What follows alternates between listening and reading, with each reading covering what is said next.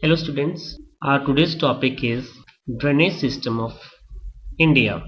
A drainage basin is the area drained by a single river system is called its drainage basin.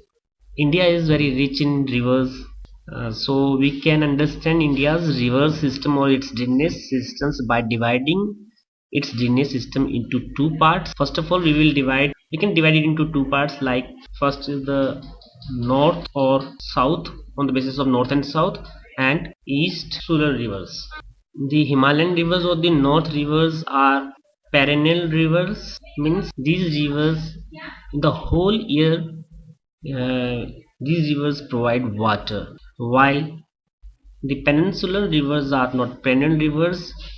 These you can see water in these rivers only during the 4 months of monsoon, so these are not a perennial rivers. The second point is that these rivers of Himalayan rivers are originate from its origin of all these rivers are from the glaciers of Himalayas.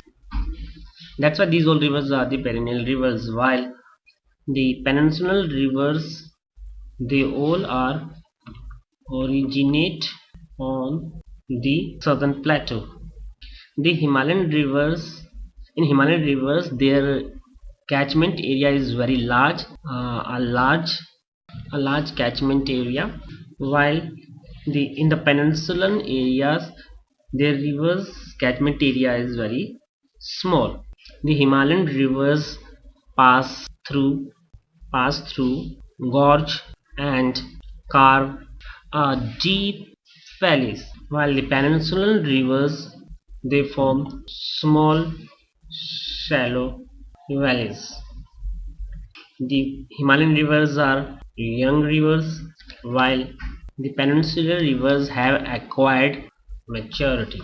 The Himalayan rivers are very useful for irrigation, while the peninsular rivers are little used in irrigation. The examples of Himalayan rivers are Indus, Ganga, Brahmaputra, etc. Here the examples are Narmada, Tapi, Godavari, Krishna, Kaveri, etc.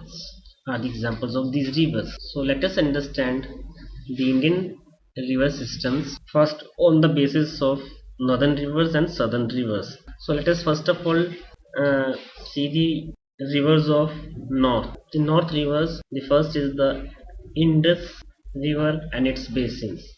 The Indus rivers originate from here near the Mansarovars, where it enters here in India, goes to Ladakh area regions, and then from Bilkis it goes towards Pakistan and enter in Pakistan. This is one of the major river, Indus rivers. Its total length is 2900 kilometer, which is one of the longest river of the world. The other tributary rivers of Indus are Jhelum, Chenab, Ravi, and Satluj. These Indus river systems cover the area of Jammu and Kashmir, Himachal Pradesh, Punjab, and Punjab states of India. Here, India, according to the treaty with Pakistan, we can use only 20% water of this Indus River system. Now, the second most important river system of northern is the Ganga.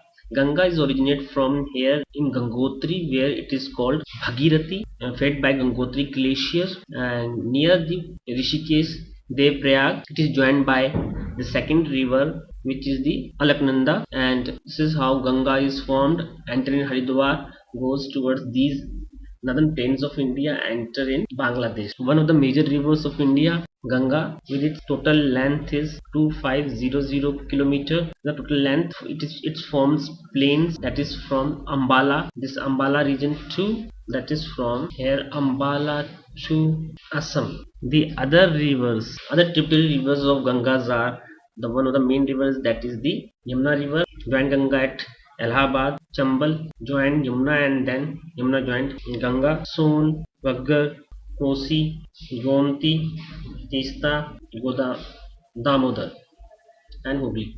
These are the tributaries of Ganga, while the Hooghly and these other rivers are the distributaries of Ganga, and this is how Ganga drain in Bay of Bengal. The second important major river of North India is Brahmaputra, one of the largest river. Brahmaputra. It also starts from here near Mansarovar. Here it is called Sangpo. Flows in a rift valley. Then here in Dibang area, it is called Dibang. Entering in India, and when it comes to Assam, it is called Brahmaputra. And then after this, it entered to the Bangladesh, and this is how Bangladesh it is called Padma, and made world's largest delta, the Sundarban Delta. This is the northern rivers of India, Peninsular River. These all rivers basically originate from the Himalaya and its glaciers. Now let us come to the southern rivers. Southern rivers, which is also called the peninsular rivers. Here we can take rivers Narmada, which originate here, Amarkantak, Madhya Pradesh, then enter in Gujarat and drain in Arabian Sea. It goes from a rift valley which is in between the two mountain ranges in north Vindhyachal and in south Satpura mountain range. The second one is Tapi, flows south of Narmada. It originates in this Betul districts of Madhya Pradesh, goes parallel to Tapi and enter in Bay of Bengal. Both these rivers, Narmada and Tapi, make estuaries because it's directly drained from this rift valley to Bay of Bengal in this plateau region. These Tapi regions cover the states of Madhya Pradesh, Maharashtra and Gujarat. The next river is the Godavari river. This is Godavari river. Godavari river. It is the largest river of South India. It originates here from Nasik. This is the Nasik district in Maharashtra. This Godavari is 1500 kilometer long river, cover the states of Maharashtra, MP, Orissa and Andhra Pradesh. This river is also called the Ganga of South. The next river is Mahanadi, origin in the highlands of Chhattisgarh here and then enter in the Odisha. Also goes, it's cover the state of Maharashtra, Chhattisgarh and Odisha. The river Mahanadi, which is approximately 860 kilometer long river. The next important river of South India is the Krishna river or its basin. Krishna is originate in the Mahabaleshwar region and then enter in and drain in Bay of Bengal. The other tributary rivers of its are the Tungabhadra and Bhimas are its tributary rivers. The total length of Krishna is 1400 kilometer long river. Another most important river of south is the seventh one river called Kaveri. It's originate from the Brahmagiri in Karnataka. This is 60 kilometer long river. It's originate from Brahmagiri, then enter in Kerala and enter in Tamil Nadu, then drain in Bay of Bengal. The other tributary rivers of it are the Amravati, Hemavati and Kabini. The area covered by Kaveris are the states of Tamil Nadu, Kerala and Karnataka. So this is how we can understand the rivers of India on the basis of north and south. The second base through which we can understand the rivers of India is on the basis of east and west. So on the basis of east and west, we can divide first of all India into two parts. The Kurukshetra region of the Haryana is the highland area where from Haryana to this is the Aravalli region, then Vindhyachal, Satpura, Western Ghat. This is how we call this line is the great dividing line of India. The rivers which are in the east of this flows towards the eastern one sides and drain in Bay of Bengal, and the rivers which are in the west of this the great dividing line goes towards west side and then drain in Arabian sea. So this great dividing line divides the rivers of India into two, east and west rivers. These are the rivers which drain in the sea. There are some rivers which are inland rivers. Inland rivers means rivers which cannot drain in the sea. Like Ghaggar starts from the Suratgarh area, and then it cannot see in the desert area of Jodhpur and Jaisalmer.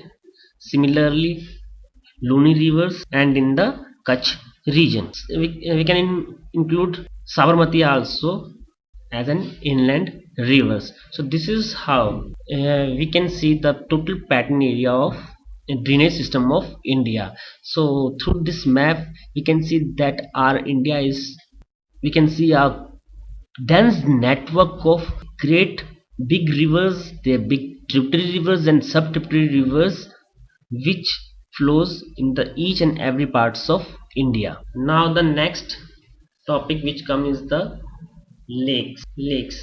We can divide lakes into two parts: the lakes which are made by nature, natural lakes, or the lakes made by, which are the artificial lake, means made by man. Again, we can divide natural lakes into two parts: the natural rivers which are where there is a fresh water, like examples are Dal, Wooler, etc. are the examples of freshwater lake rivers which are natural rivers. The second is the saline rivers, where the water of these rivers are salty. The examples of these types of rivers are Sambar and Didwana in Rajasthan, and Chilka Lake in Orissa. And while the man-made rivers are, all rivers are the freshwater rivers made by man. There are a lot of freshwater rivers in the made by many kingdoms, especially in the dry region like Rajasthan. These rivers are Pichora Lake, Rasmand, Jaismand, and many other lakes. And some lakes which creates because of dams, like the lake behind the Bhagar Dam, which is called the Govind Sagar Lake, one of the biggest man-made lake, Sagar Lake. So from these rivers and lakes we get water. Now what is the importance of these rivers and their role in economy? Role of rivers. First, these rivers formed a fertile plain. Like the northern plain is one of the world's most fertile, largest plain, from Pakistan, Peshawar to Bangladesh, or the, you can say, Sundarban Delta. The second role of rivers is that these rivers provides basic natural resources for survival of life. These in its banks have been a cradles of a lot of civilization in the world, like Indus Valley civilization in Indus River, on the bank of Indus Rivers, Egypt civilization on the bank of Nile River, Mesopotamia on the bank of Tigris and Euphrates River, and China civilizations on the bank of Yellow River. Provide inland transportation system.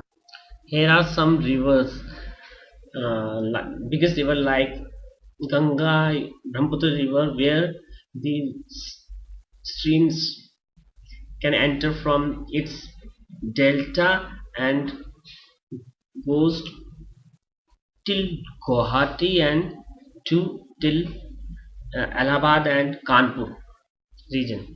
These rivers are also helpful in the industrial development of the country. Obviously, one of today's most important need, that is electricity, is also provided by these rivers. We get hydroelectricity. So this is how these rivers are very important for a country's economy.